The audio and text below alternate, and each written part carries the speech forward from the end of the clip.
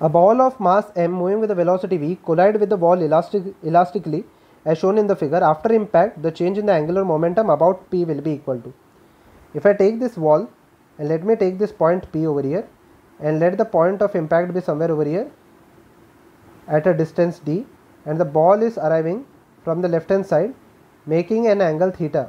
Okay, so we have to find out the change in the angular momentum, that is we have to find out delta L.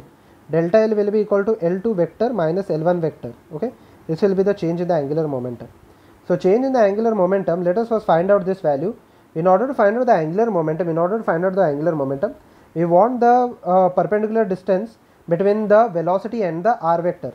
Now the velocity is in this direction, and this will be the perpendicular distance initially, okay, while the ball is approaching the wall. So this angle is equal to theta, so this angle will be equal to 90 minus theta. This angle again over here will be equal to theta. So since this is equal to d, over here this will be equal to d cos theta. Okay, over here this will be equal to d cos theta. So basically the initial angular momentum will be equal to mv into d cos theta. Okay, mv into d cos theta. Okay, and if I consider that this is the perpendicular distance r cross v. Okay, so r cross v will give me the answer. First of all, the direction of the angular momentum will be outside the board. Okay, over here it will be outside the board. I am marking it with a dot. Okay, when it gets reflected, after reflection it will pass somewhere over here with the same velocity, because the collision over here is perfectly elastic.